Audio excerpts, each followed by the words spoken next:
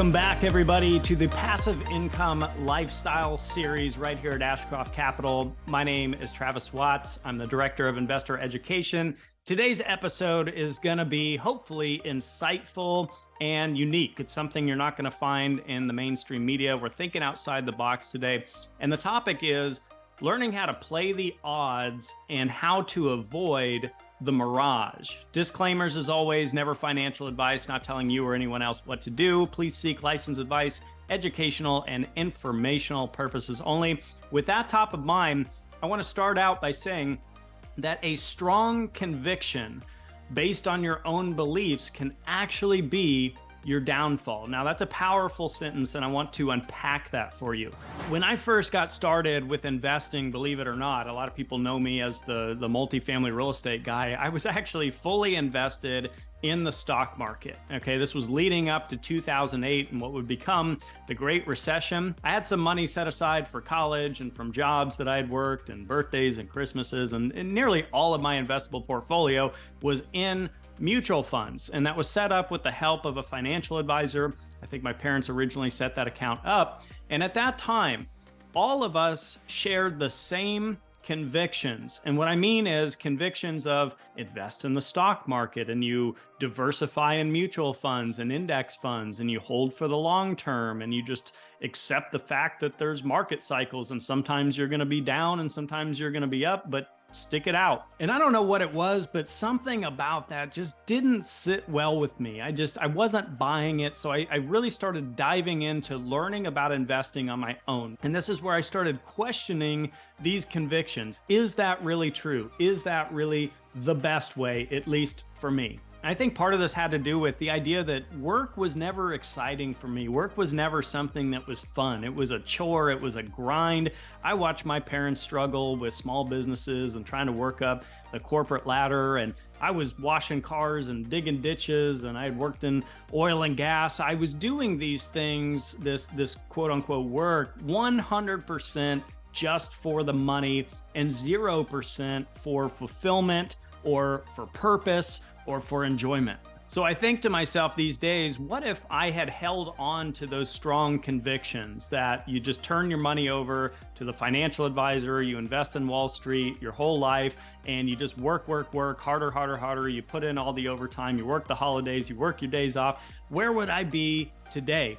Well, if I had to guess, I would probably be very burned out, very unfulfilled, and quite frankly, I probably wouldn't have any interest in investing. So one key takeaway from all of this to kind of start this episode off is to question your convictions. Are they really helping you get to where you want to get? All right, so now with that out of the way, I want to talk about the odds. I really want to get deep into this conversation about playing the odds and avoiding the mirage. So something that's worked for me for a long time is just to look at the numbers, and the numbers don't lie.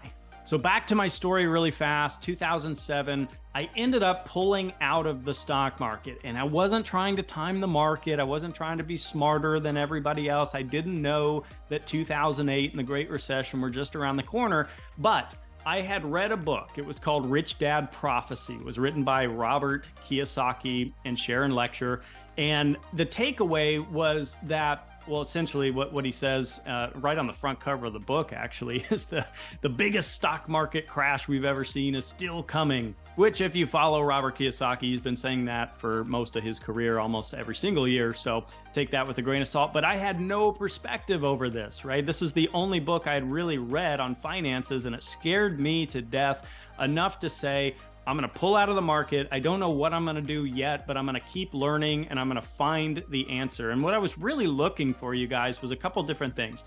Somewhere to put my money that was a little more stable, consistent, and predictable. Real estate came to mind for me, but what I was really after was passive income. So this was the first time in my life that I really started honing in on finances and investing and self-education. And I remember considering the odds for the first time. For example, in 2007, if you had looked at just a chart of the stock market, it was coming off of many, many years of a very strong bullish trend, meaning that the stock market was going up strongly for a period of years. So the odds eventually start getting stacked against you, because we all know that a lot of assets, most assets, have market cycles. They go up and down, and that happens over a period of years. So the longer you go up with a very strong trend, the more likely it is that they're going to start to pull back and decline a little bit. So I remember pulling up the Forbes 400 list for the first time. And if you don't know what this is, it's published by Forbes. I think it's every year. They update the 400 wealthiest Americans, and it shows their net worth, who they are, and most importantly to me was how they made their money. What industry did they make their money in? And to no surprise, at least to me, the number one category, meaning that the most wealthy people fell into the category of finances and investing. I also remember reading that something like 90% of millionaires had some form of investment real estate in their portfolio, which was very interesting to me and probably is what led me in the direction of real estate in the first place. And a few years after all this, what I decided to do is go work for one of the largest brokerage firms in the United States to learn stocks, bonds, mutual funds, to learn about market cycles and economics, and to get the licenses. I really wanted to dive deeper into the education, and that is where the picture really came together for me. And after considering all the deals that I had been investing in real estate, and considering everything I had learned at this brokerage firm, I decided to leave the world of Wall Street, so to speak, and to return to real estate. And the reason I did that is because, to me, the fundamentals of real estate are just simple and easy to understand. Now, that may not be the case for everyone, but it just came easy to me. I remember as a kid trying to, what I really wanted to play was the guitar, and I took one guitar lesson, and man, I couldn't play one chord. It was like a 30-minute lesson. I was so uncoordinated with my fingers, it was ridiculous. And so I made a pivot to drums, and it just came naturally. I could probably play 2 or 3 drum beats within my very first drum lesson I ever took. And I only had to take lessons for about maybe 3 or 4 months, and I just started playing to music. I could just pop a headset on and I could just start playing songs. It just clicked and resonated with me in the same way that real estate always has. Other reasons I considered real estate is that you can force appreciation into a property. First of all, just backing up a step from there, you can find distressed properties, you can negotiate on them, sometimes get them for lower purchase prices, then you can fix them up and make them more valuable. Other reasons I considered real estate was the tax advantages that were available, the ability to use debt or leverage so that your money could go further, and my personal favorite reason was monthly passive income. I was fascinated by this idea that if you had enough passive income that you didn't have to trade your time for, like at a job, that you could actually not have to have a job. You could have a work optional lifestyle. But I digress from the real estate stuff. The point is, I started considering the odds. I started looking at market cycles. I started understanding what it was I was investing in, and I started getting a little bit of a upper hand advantage compared to most people because I put in the time in the study and the research. Now, I'm not a gambler by any means, but I've always been intrigued by the game of blackjack, and I looked up the odds of blackjack the other day online. When you play blackjack in a casino, your odds are only 42% for a win. And what that means is the house or the casino ends up winning in the long run, at least statistically speaking. And that brings me to the second point I wanted to make in this episode, which is avoiding the Mirage. And what the Mirage is it's a bit of an illusion. It's a get rich quick kind of scheme. Its examples are, the California gold rush, right? A few people get wealthy and all of a sudden, the whole nation's trying to pack into California because they think they're going to get rich too. Or buying penny stocks and thinking that they're going to explode and give you a 10,000% return, or playing the lottery and thinking that you're going to win. Gambling in casinos, moving to Los Angeles thinking that you're going to get famous, multi-level marketing schemes. These are generally speaking high risk and high reward, but they don't pay off for the majority, and that all comes down to the odds. Sure, some people have made money doing these things, but are the odds in their favor? And the last thing I want to share with you in this short episode is something I was reading recently, and it comes from the Journal of Roman Studies, volume 67. This was published in 1977. And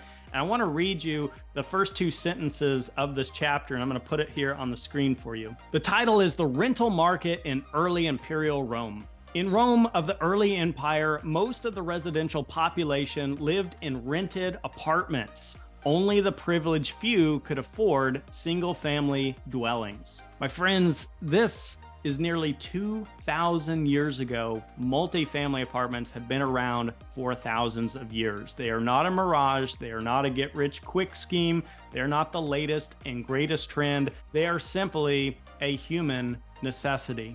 Now, that doesn't mean they're without risk. It doesn't mean it's the best investment in the world, and it always will be, but it has been around a long time, and so many millionaires and billionaires have made their wealth through real estate, many in the commercial real estate space. So I'll leave you with that to think about here for the week.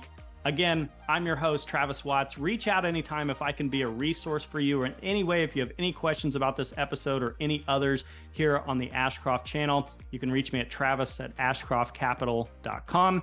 You're listening to the Passive Income Lifestyle Series. I genuinely appreciate you being here. Thank you so much for tuning in. Have a great week, and we'll see you in the next episode. Thank you for checking out our YouTube channel. To stay up to date with Ashcroft Capital or to view current offerings, please visit avaf3.com.